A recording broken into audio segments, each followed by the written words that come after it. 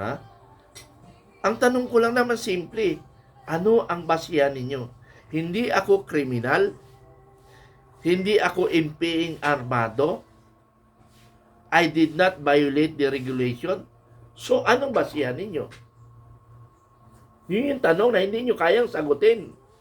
Even General Browner. General Browner, sir, nakakaladkad kita because of your junior. Dapat pag-usapan nyo yan. Habang hindi nyo pag-uusapan yan, makakaladkad kayo sa... Nakaladkad na nga ng AFP. Pati sa akin, nakakaladkad kayo.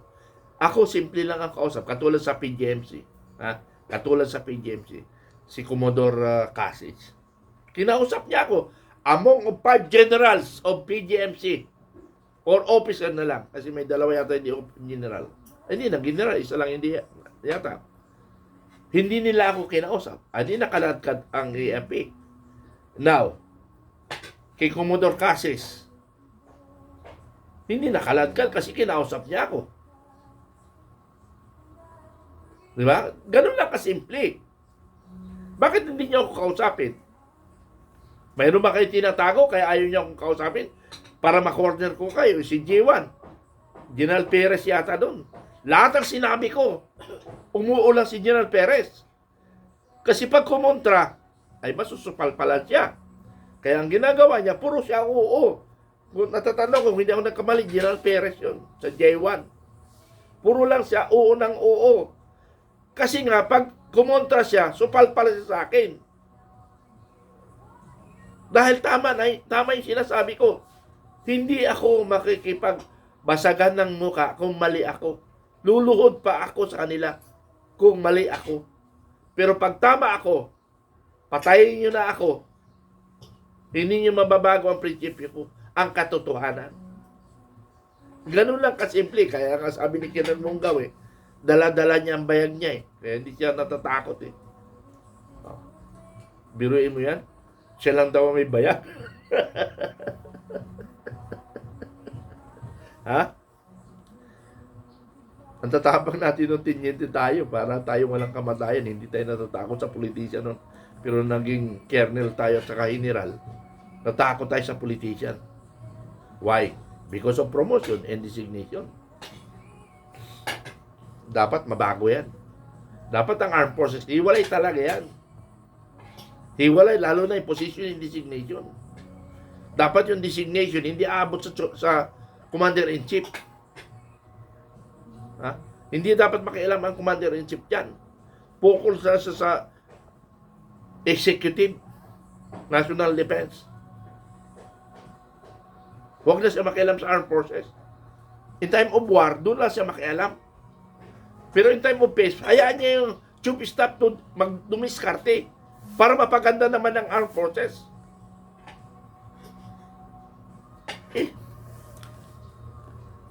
Ewan ko kung paano mabagong sistema yan. Sabihin na natin, yung chief staff, control niya. Pero from chief staff down the line, walang pakialam ang commission appointment down the line. Chief staff lang ang hawakan nyo. Ha? Mas maganda siguro chief staff lang ang hawakan nyo. Down the line, wala kayong pakialam. Hayaan nyo yung chief staff ng katiwalaan nyo. Kung nag-isip-sip na may, hayaan mo. Kasi nga, yung chief staff, pag bumaba, video, ops, kalma ako, delikado, baka makundita ako. Baka mapusasan ako ng mga tao ko. So, ibig sabihin, magiging neutral ang armed forces. Ganun yun. Neutral siya. Ngayon, hindi naging neutral kasi up to Brigadier General, kinontrol ng presidente, ng First Lady. Ang masakla, pati Colonel kontrolado ng First Lady. Ano yun? Ano na yung struktura natin? Sinunod ba natin yung struktura natin? Diyos ko naman, oo. Hindi natin. Okay. Balik tayo sa security naman. Mayroong military security. Sundin natin yan. Now, kung security risk yan, ano ang basis nila na secure risk, ano tawag nito? May possibility ba ako na makapagdala ako ng dulot ng gulo ng Pilipinas? Unang kampo? Anong basihan ninyo? Yun yung tanong eh. Always anong basihan? Legal basis. Yun yung tandaan nyo. Legal. You always violate the individual rights of the Filipino. Especially the retired. Retired na ako, estudyante lang namin kayo. Tandaan nyo yan. Ha? Hindi namin sinasabi mas magaling kami sa inyo. Pero ang pinag-usapan protocol, dumaan kayo sa palad namin. Tandaan nyo yan. Dumaan kayo sa palad namin. Kung hindi man ako, yung kasama ko. Especially General Espiron, General Kita, General marami, General Pukis. Ibig nyo sabihin, hindi kayo dumaan kay General Espiron? Sino ngayon, mga senior officer na hindi dumaan kay General Espiron? Di ba ng panahon, ganun pa kayo? Ngayon, naging siga kayo. Respeto naman. Ang inanam na, respeto naman. Dahil hindi namin kayo ikakaladkad. And we will protect the process. Kung tama yung ginagawa ninyo.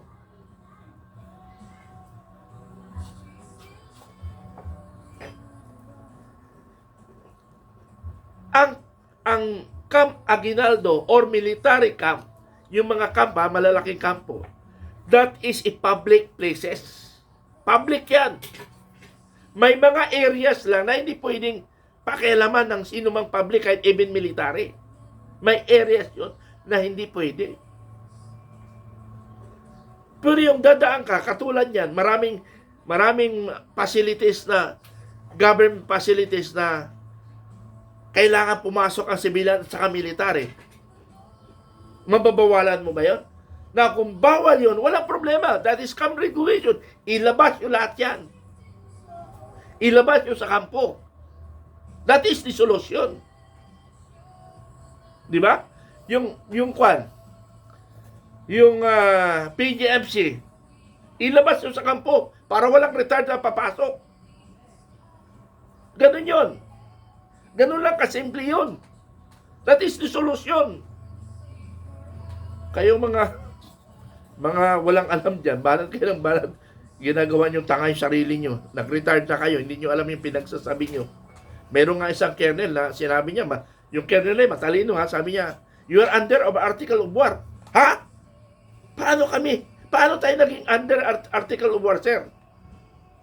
Eh, yung article of war is only for the military. And we are now retired. Sayang yung talinong kernel na yun. Dahil sa kanyang kagustuhan mag-sip-sip, sa palagay niya naging tama. We are covered of military or the military justice and article of war once you recall the retired from the active service. And that's the now. We are under covered of military justice in article of war. Ganun lang kasimple. I-recall nyo kami. At we are under military justice. Ganun lang kasimple. But pag hindi nyo ginawa yun, hindi nyo pwedeng i-covered. Kayo naman, oo, mag-isip naman kayo. But yung i-recall nyo kami sa military service, kailangan ng batas yun. Ha? Kailangan ng batas yun. Na i-recall nyo kami. Hindi po pwede i-recall nyo kami na walang batas. Gumawa kayo ng batas. Kausapin nyo yung mga malita-malita ng congressman para ipabalik nyo kami, para parusahan nyo kami. Eh, pagpasok namin, na-recall kami sa military service, gaganunin kami. Kasi we are now covered by military. Ha?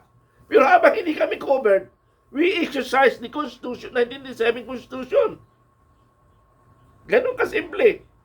I-recall nyo kami para ganun lang malagay. Pati si General Pukis, pati si General Pero, nakaganon lang kami.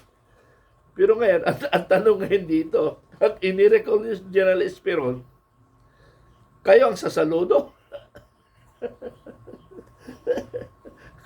Kaya hindi ko maintindihan ngayon eh. Dahil nga kay Pangulong Marcos eh, ginulo niya ang bansa. Pinag-away-away niya ang Pilipino. Pinag-away-away niya ang retired at active. Wala talaga ito apelidong Marcos. Nung makaraan ng Marcos na loyalist ako, pinag-away-away niya lahat ng Pilipino. Nag-away family war. Aquino Marcos. Family war, ha? Family war, Marcos Aquino. Dinamay niya ang Pilipino. Ngayon na naman, Marcos Duterte. Puta, Marcos na naman. Marcos Duterte.